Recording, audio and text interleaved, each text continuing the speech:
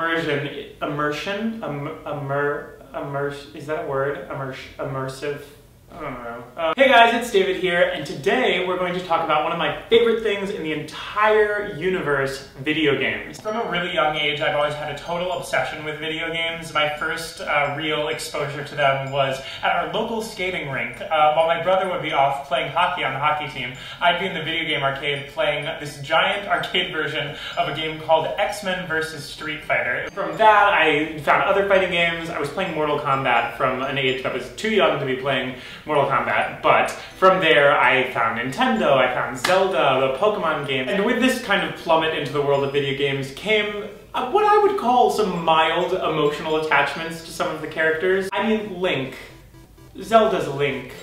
He is quite the elf man. What I'm finding is that I'm actually not alone in this at all. If you've been on Tumblr, for instance, and searched the fan art of any of the male Super Smash Bros, for instance, you'll find that people have some deep desires. Now, as far as what I can see, and tell me if I'm wrong here, but just from my perspective being online every day, it seems as though a large amount of these video game crushes are coming from members of the LGBT community, who are also fans of video games, affectionately referred to as gaymers. And it actually comes as no surprise to me. You can be whoever you want in a video game. You can choose multiple characters. You can, in some games, customize your own characters, and then from that point forward, you get to choose the path they follow. That's not to say that the world of video games or the gaming industry should be let off the hook entirely. They still suffer from the same things all media suffer. With that aside, I'm still a strong advocate for video games being a positive force in the lives of youth. I'm a Nintendo fan myself, and those characters bring me joy whenever I see them, even though I'm a grown man now. I love seeing Mario hop around and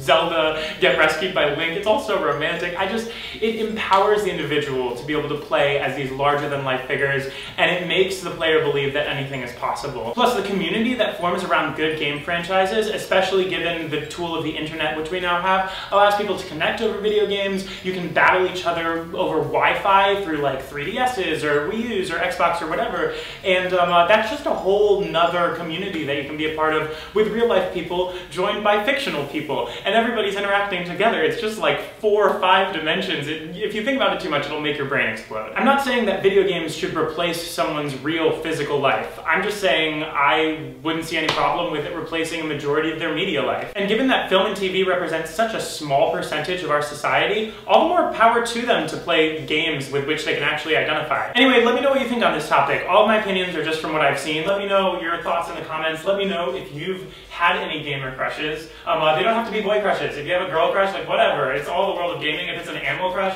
like we accept all things in the comment section. So please let loose. I think that's it. So other than that, I thank you guys so much for watching, and I will see you very soon. Okay, bye. High school history curriculums are definitely limited, and they don't teach every kind of history, and that's its own problem. But at this point in the movement towards equality, I think that our community and having our history taught is a priority now. I know that this change is probably really far down the line, which is unfortunate, but in the meantime, I really urge you to educate yourself about gay history. Do this by reading up, do this by